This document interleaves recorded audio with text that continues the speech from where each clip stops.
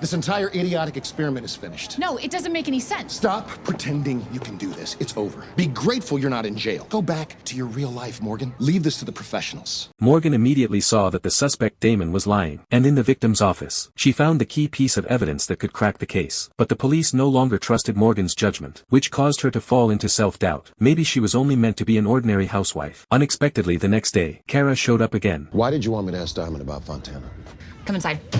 Morgan shared her findings with Kara. Damon wore only Italian handmade custom-stitched leather shoes, and the watch on his wrist was worth millions. Given his status and lifestyle, there was no way he would spend time at a cheap water park like Fontana, or hang out at a regular karaoke bar. In addition, Morgan also found a new set of decorations at the victim's sister Sophia's home. That also came from Fontana, which proved Sophia had been there recently. And looking at the expensive bracelet on her wrist, it was clear she had already fallen for Damon. So when the victim tried to expose Damon and Sophia went to her house ahead of time, and unexpectedly found her husband there. During the struggle, they accidentally killed the victim's husband. Sophia could not bring herself to harm her own sister, so they hid the victim. Again, the problem They is... both have alibis, but what if the murder did not happen when we think it happened? Morgan and Kara returned to the crime scene, and she quickly noticed that the flowers in the house had already withered. But 2 days before the incident, the flowers in the photo taken by the victim's daughter were still fresh. Then, Morgan suddenly realized Sophia was a biologist. They had turned the victim's house into a greenhouse. By rapidly lowering and raising the room temperature, they successfully misled the coroner about the time of death. What do they do with Lynette? Well, if they were going to kill her, they would have done that right here. That's the smart move.